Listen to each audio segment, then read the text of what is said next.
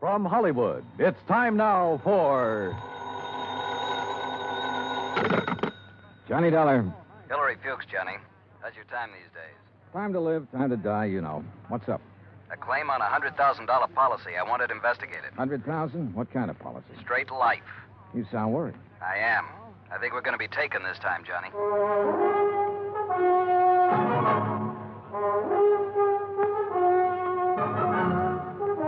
Bob Bailey in the exciting adventures of the man with the action-packed expense account. America's fabulous freelance insurance investigator. Yours truly, Johnny Dollar.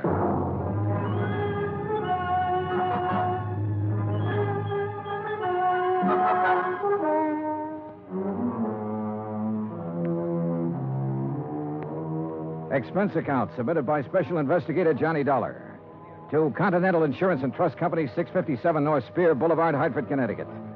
The following is an account of expenses incurred during my investigation of the Desalles matter. I'd heard of Dave Desalles. I guess everybody in this country's heard of him at one time or another. Desalles Television, Desalles Radio, Desalles Electronics, Desalles Appliances, racetracks, theaters, Desalles this and that. But up until the time I talked to Hillary Fuchs about the case, I had never put a man behind the name. Expense account item 1, $2, 2 drinks for Hillary Fuchs and myself. We had them in his office out of my bottle over his desk. Just plain worn out with it. Stuck. Ooh, that's some water. Oh. But I'll tell you this. I'm not going to make a present of $100,000 of stockholders' money to anybody. I wouldn't do that either. Drink your drink. Here's to war. Salute. Now, while that's settling, maybe you'll settle down and tell me what it's all about. Dave Desalles. Know him? I've heard the name, yeah. Well, he's dead. Drowned 4 days ago out on the coast. So? Did you ever see our K policy series? I've heard of it. Well, the premium's about triple a normal life policy. It's designed only for people with big money. Sure. But it's got a feature that makes those people with money look at it a long time. Uh-huh. This clause isn't anything more or less than the old accident clause paying double indemnity. Broken down, we aren't taking much of a chance. The incident statistics are with us. All right, I'll look it up if I need it. Okay. 3 months ago, we insured Dave Desalles on one of those K policies. 4 days ago, he fell off the back of a yacht and drowned, and we're hooked for $100,000. Well, accidents happen. You betcha, all the time. But I'm not sure it was an accident. At least there's not enough proof in this coroner's report to convince me. You say it happened 4 days ago? Yes? Has a claim been filed yet? Yes, and the beneficiary is the deceased's widow. Inquest? Inquest, burial, everything. Was there an autopsy? No, there was not. Investigation? Yes, it was handled by the local police in San Ladillo. San what? Oh. San Ladillo, a little place about 30 miles south of Los Angeles. 4 days ago. Why didn't you put someone on it then? I did. Bert Kenyon. Here's his last report. No evidence available to dispute coroner's verdict of accidental drowning. Recommend claim be honored. Kenyon. Sounds like cold turkey to me. It may sound that way to you, but I still don't like it. I want it warmed up. Now, look, Bert Kenyon knows his way around. And he can miss like anyone else. I want you to go out there and work with him. Cover it all again. Get at Desalles' widow. She stands to gain most by his death. Maybe the two of you can come up with something. Well, what do you do about the claim? Deny liability on the grounds that the accident is not proven.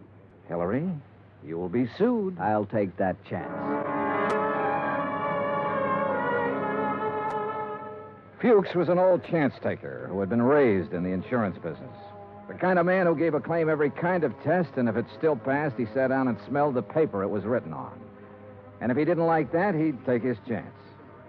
Expense account item 2, $138, plane fare to Los Angeles. Item 3, $3. A telegram to Bert Kenyon advising him of my arrival, which turned out to be at 1 o'clock in the morning, 10 minutes ahead of a fog that blanked out the whole area at the airport. Johnny Dollar. What?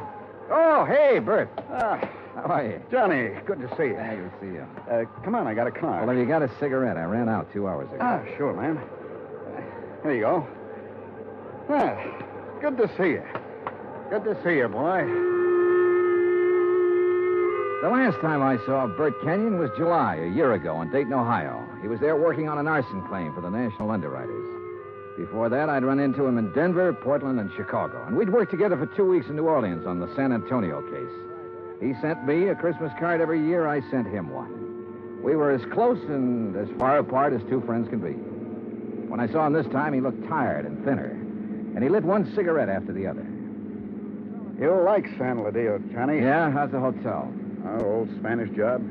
Big rooms, fireplaces, smells kind of damp all the time. You get used to it. Are you tired? Yeah.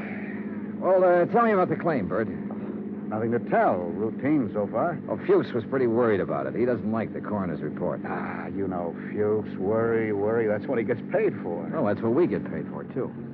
Okay. On the face of it, I'd question the claim right away. Just on the 3 months period alone, I'd question it. You still think it was an accident? I think we should pay up and shut up. I'd like to have met this DeSalle guy, Johnny. Stocks and bonds and pretty blondes. He sure had 'em all. Wait till you meet Mrs. DeSalle. Wait till you see the layup. Boy. And Fuchs worrying about a $100,000 claim. Do you know how much DeSalle's widow is worth? $8 million. $100,000 means about that much to her. Not that much. Peanuts. You want to hear something funny? Real funny? Go on. DeSalle bought that policy one day at the racetrack at Del Mar. Yeah, because an insurance broker gave him a tip on a horse. Yeah. I can just see Fuchs worrying about his $100,000 and finding out about that part. How did you find out about it? Mrs. DeSalle, she told me the story. What about her? Now, what about her? She's the beneficiary. Well, I told you, $100,000 doesn't mean a thing to her. Why would she kill him for $100,000? Why not? Fuchs sent you out here to take over because he thinks I lost up, didn't he, Johnny? He sent me out to see if I could give you a hand. He wants us to cover the whole thing again. Wouldn't kid an old pal, would you? I'd never try, Bert. I bet you wouldn't. I just bet you wouldn't. In another 10 minutes, we were in San Ladillo, a sprawling little town built around a natural harbor. The houses looked expensive, the boats even more expensive. Kenyon pointed out one house on a hill, a 3-story affair with an acre or so of lawns around it. He explained it was the DeSalle home. I checked into the San Ladillo Hotel and got a good night's sleep. Next morning, Bert Kenyon and I went over to the statements of everyone who had been on the yacht the night DeSalle went overboard. Then we went out and interviewed everybody again, including Mrs. DeSalle. It's getting awfully dull. You understand we have to do this. All right. Dave and I were having drinks with a few friends. He said he felt like getting a little air. He went up on deck. A few minutes later, someone was looking for him. Mr. Burke. It might have been. Well, that's what's on your statement. All right. Mr. Burke. We couldn't find Dave, and then I remembered he was on deck. We went up there and saw his hat floating on the water. We looked around. We didn't see him. I sent one of the crew to call for help. They fished him out an hour or so later. You were never on deck until then? No, I wasn't.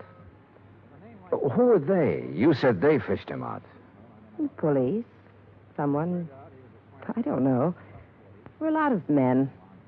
They tried to give him artificial respiration. Well, what did you do? I watched. What else was there to do? Hard thing to watch, Mrs. DeSalle. Your husband just drowned. Yes. Yes, it was. Is that all? Yeah. That's all.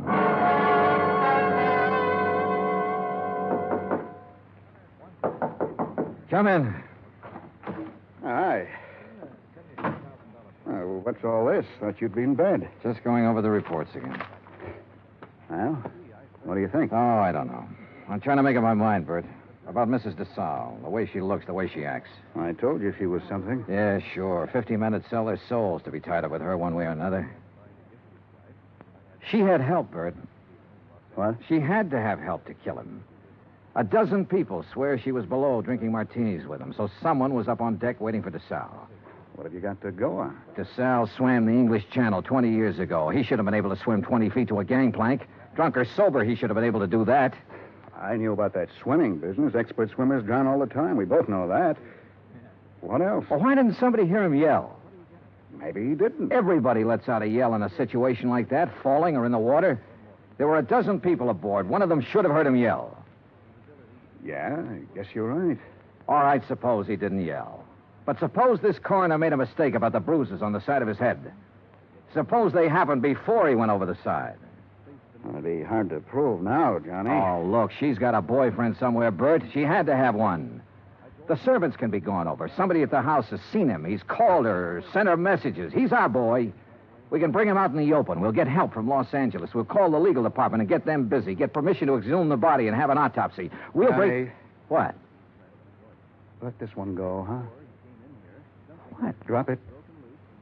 It's just lousy enough to get by, Fuchs. We got a good case, Bert. I know. I've known it all along, Johnny. A sellout? Mrs. Desalles offered me the whole 100,000. The whole 100,000, Johnny, to let it get by. Who helped you do it? I don't know. I wasn't interested anymore when she came up with the offer. Look, what does Desalles mean to you and me? Nothing. He had a whole life, the best it could give him. We can't bring him back. I'll split the 100,000 with you, Johnny. We'd have a little chance for some things, too. Johnny? Bert. No deal? No deal. You're a good dick, Johnny. Stand up. Oh, put that thing away. I've been looking a long time for a mark like this. Now you've lost it up, and I have to beat it. Turn around. Bert. So long, Johnny.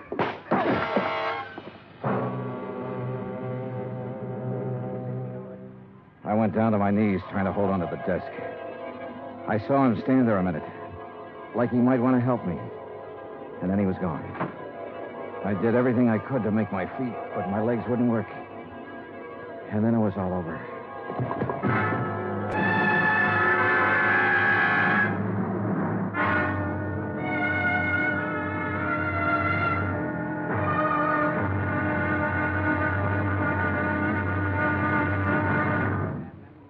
Act two of yours truly, Johnny Dollar, in just a moment. Democracy. What does it mean? The word itself is of Greek origin.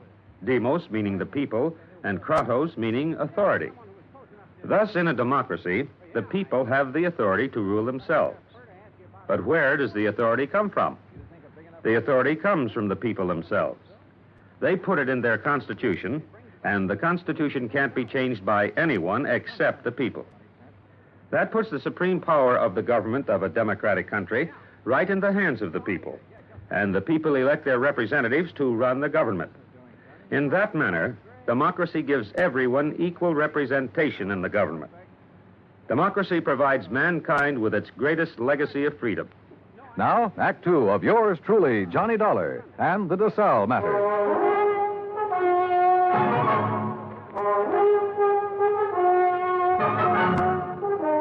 The light on the desk was the first thing I saw. It was still on. The window was still open. The room was the way it had been before. I kept thinking about every man having a price and how Bert Kenyon had settled for $100,000. It seemed like a fair price. It also seemed too bad there was no way for him to collect it. There were two of them, a heavy-set man about 50 years old and a tall, lean-faced man with dark eyes. They looked me over. Your name, Dollar? Yeah. Police. We want to talk to you. My name's Blair. This is Sergeant LaFrida. You sick or something? I bumped my head. How? Never mind. Well, what do you want? We'll ask the questions. What are you doing in San Ladillo? I'm standing around in a hotel room talking to a couple of cops. Just answer up. Don't be funny, fella. I don't feel even a little bit funny. You got a license to carry this gun? Hey, what is this? Have you? Yes. Your meat-handed friend ought to put it down or it might go off. Been fired, Tom? Meat-handed, huh? That's what I said. I'll remember that. Okay. Tell us about it. Tell us what you're doing here. And don't waste a lot of time doing it. I'm an insurance investigator. Tell this goon to back away and undouble his fist or I'll break a chair over his head. Are you going to try to be tough, baby? I'm going to try to find out what this is all about. You want me to pop him open to see if he's as tough as he sounds? Behave yourself, Tom. Let's see something that says you're an insurance dick. Top of the dresser. Bring it over, Tom. Sure.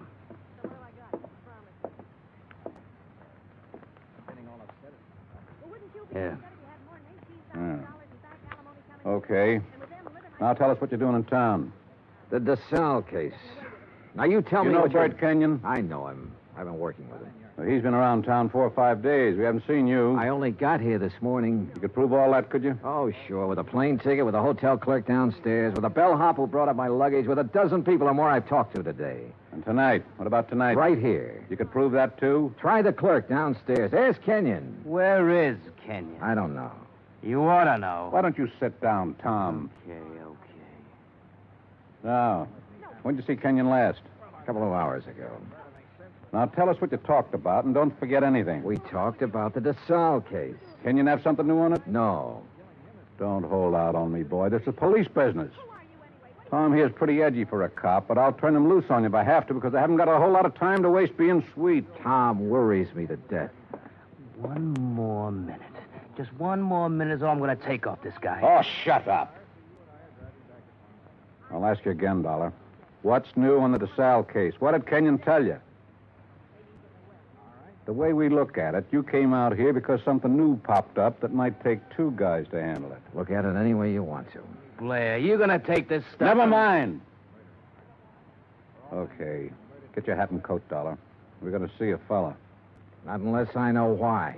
And I mean that. Dollar, your buddy's been killed. What? Kenyon. Somebody shot him up an hour ago.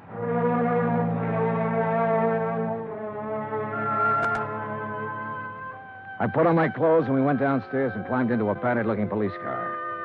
Tom LaFrida drove. I sat with Blair in the back seat. No one said anything. A half a mile out of San Ladillo, we turned onto the main highway and drove to a spot about 2 miles away, all-night filling station. There were a couple of highway patrol cars there, an ambulance, and men in dark suits who looked the way policemen always look. Wait here. Keep an eye on him, Tom. Sure. Be just a minute. He's a soft old gink. I suppose you're hard. I know how to handle pinballs like you. Before we're through, you and me, we'll have it out. Okay, Dollar. Get out. Yeah, sure. Tom, put the spotlight on him. Okay. Good. Now, Posey. Posey, take a good look at this man. You ever seen him before? No? Look good. Take your time, boy. No, man I saw was shorter by this much. He wasn't as husky. Okay. You go in back of your place there and get some sleep, boy. That all? There'll be more by morning. Go along now. Sure. Night. What was all that? Tom, get out. You stick Sure. around here with Dick and Wally. Okay. You're the boss. You get in the front, Dollar.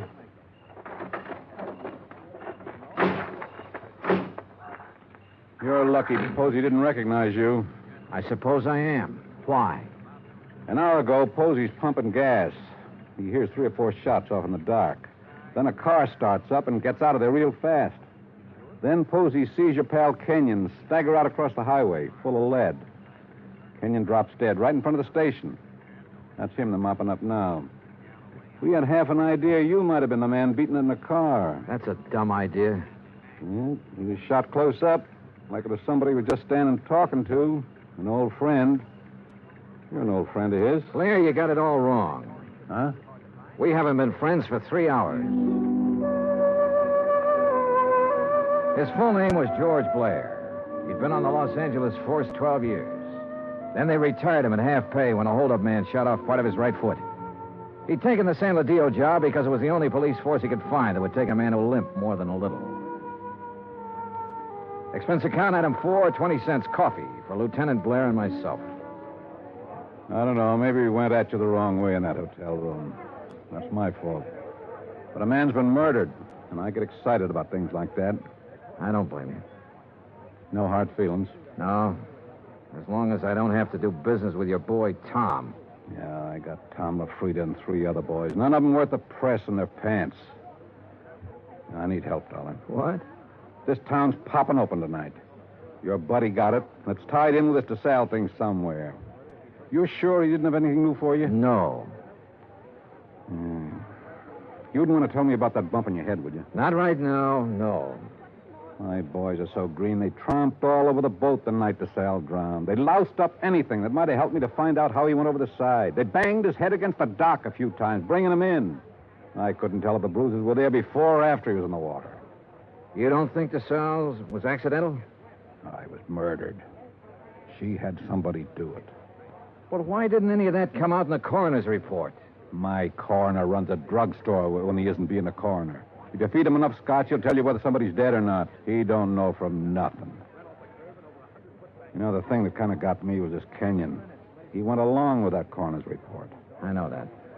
We both know that. All right, I'll lay it on the line. I need help, Dollar. If I'm going to get anything done, find out who killed Kenyon, and get at this DeSalle thing, I need help. All right, I'll help you. I was hoping you'd say that. More coffee? No. Dollar. What? You can start by telling me about that bruise in your head. Kenyon. He sold out, did he? Yeah. To Mrs. DeSalle. He covered up for her in the reports he sent in. A man back in Hartford got suspicious and sent me out to make a recheck. Yeah, I guess something like that. No dummies, those claims men. Look, who'd he say was in on it? He didn't say. I don't think he really knew. At least not any more than you and me. No wonder you didn't want to talk up that kind of news. Kind of hurts, doesn't it? Like having a bad cop around.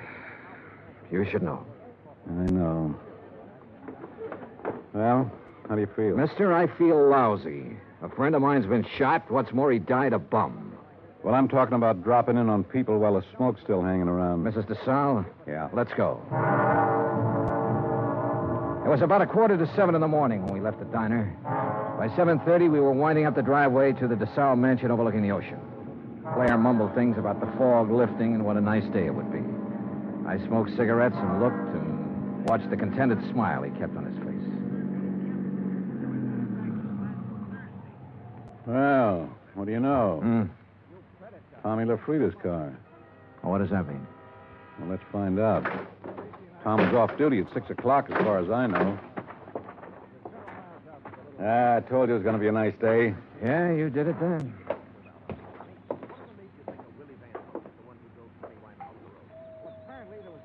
Nice place. The only thing nicer is Buckingham Palace. Mrs. DeSalle picks up all these little knickknacks when they probate that will. The boat down there, everything. Nice. Yes? Mrs. DeSalle, please. At this hour of the morning. She's still asleep. We kind of guessed she might be in bed. You tell her the police are here and want to talk to her. Police? Now, you got it. Yes, sir. Just a moment. That's you, Blair? Hello, Tom. I'm waiting to see her, too. Thought she might have a little something to say that'd help in that Kenyon killing and be willing... You remember Mr. Dollar? Mister? That's what I said, Tom. What is this? He's giving me a hand. You trust him. Better than I do you. Kind of a crack is that? No crack. Just that you're always talking when you ought to be listening. Besides that, you've been drinking again. Go on, get your hat and get out of here. Don't I just gave you an order. Beat it. Okay. He'd like to kill somebody, that bird. I'm not so sure he didn't. You got a gun in that coat? No. Take mine. What? I don't like him being here. It just came to me. He was the first one down at the dock the night DeSalle got it. The first one. Her boyfriend? Could be. I can't awaken Mrs. DeSalle. You'll have to come later. Well, we'll handle that part. Which room is hers? But you can't come in here Which like this. room? Top of the stairs, the first door. Well, you run along and buy yourself a cup of coffee. Come on, Dollar. You can't go up there at this hour of the morning and break in on her. Mrs. DeSalle. No. Hey, get the light switch. Yeah. Come near me, please. Don't come near me, please. Please. Oh, please, I won't tell. I won't tell anyone. Mrs. DeSalle, I just... Beaten up. Good boy. Please. Oh, please don't. Look, Mrs. DeSalle, we aren't going to hurt you. Tell us who did this to you. Tell us why. Tom LaFrida? Was it Tom? Tom helped you get rid of your husband, is that right? We know that's right. Now, what about Kenyon? Tom killed him. LaFrida killed him. Why? He wanted money to get away. Tom said it'd be easier to kill him off than let him go. Tom did this. Why? He said people would be around to see me, not to talk about anything. Not to talk about anything. This is George Blair. Get an ambulance over to the Desalles place, fast. He said he loved me. He never loved anything in his life. You big, fat pig. Turn around and get it. I'll warn you, Tom. Dollar's got my gun. He's next. You look at mine. You all right? Okay, here's one in the ceiling. You? Okay. He's gone. What made him, Dollar? What made him? All these knickknacks. And her.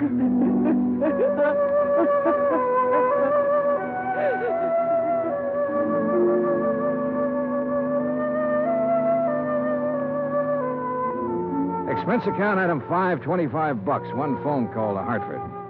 I told Hillary Fuchs the whole story, and he promised to send out the necessary legal aid. Item 6, $10. Flowers for Bert Kenyon. Item 7, $2. One drink. To one good cop with a bad foot. The drink cost $1. The glass cost $1. The drink for the good.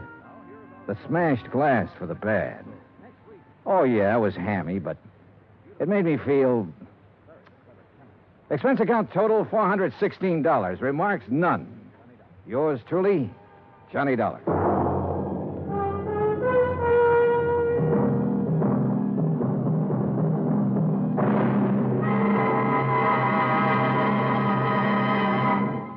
Now, here is our star to tell you about next week's story. Next week, one of the sweetest old characters I ever met.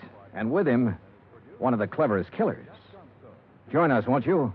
Yours truly, Johnny Dollar.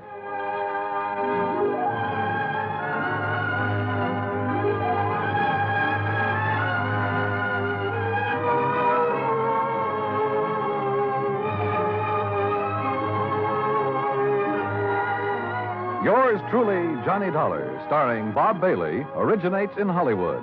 It is written by John Dawson and is produced and directed by Jack Johnstone. Heard in our cast were Virginia Gregg, Harry Bartell, John Stevenson, Will Wright, James McCallion, and Ben Wright. Musical supervision is by Amerigo Marino. Be sure to join us next week, same time and station, for another exciting story of yours truly, Johnny Dollar. Dan Cumberly speaking. Johnny Dollar has come to you through the worldwide facilities of the United States Armed Forces Radio and Television Service.